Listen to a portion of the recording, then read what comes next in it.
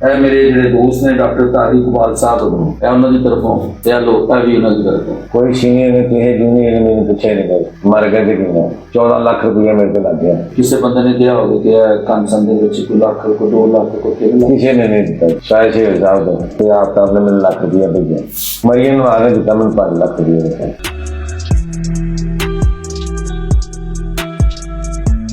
ਬਿਸਮਿਲ੍ਲਾਹਿਰਰਹਿਮਾਨਿਰਰਹੀਮ ਮੈਂ ਬਾਬਰ ਬੇਗੂ ਤੁਸੀਂ ਦੇਖ ਰਹੇ ਹੋ ABP TV ਨਾਲ ਅੱਜ ਦੀ ਵੀਡੀਓ ਜਿਹੜੀ ਹੈ ਸਾਡਾ ਮਿਸ਼ਨ ਖਿਦਮਤ ਇਨਸਾਨੀਅਤ ਅੱਲਾਹ ਰੱਬੁਲ ਇੱਜ਼ਤ ਨੇ ਇਨਸਾਨ ਨੂੰ ਦੁਨੀਆ ਦੇ ਉੱਤੇ ਭੇਜਿਆ ਆਪਣੀ ਮੁਹੱਬਤ ਦਾ ਪੈਕਟ ਬਣਾ ਕੇ ਲੇਕਿਨ ਮਿਸ਼ਨ ਜਿਹੜਾ ਇਨਸਾਨ ਦਾ ਔਰ ਜਾਨਵਰ ਦਾ ਇੰਨਾ ਕੀ ਫਰਕ ਹੈ कि जानवर दूसरे वास्ते नहीं सोचता और इंसान जो है वो दूसरे वास्ते सोचता है जो दूसरे वास्ते सोचता है वो ही बेहतरीन इंसान है। अल्लाह रब्बुल इज्जत ने जिस तरह कि फरमाया कि दुनिया के वो शख्स और वो ज़ात वो नफा बख्शे जी लोगों वास्ते नफा बख्शे वो बेहतरीन शख्स है जो दूसरे वास्ते नफा बख्शे।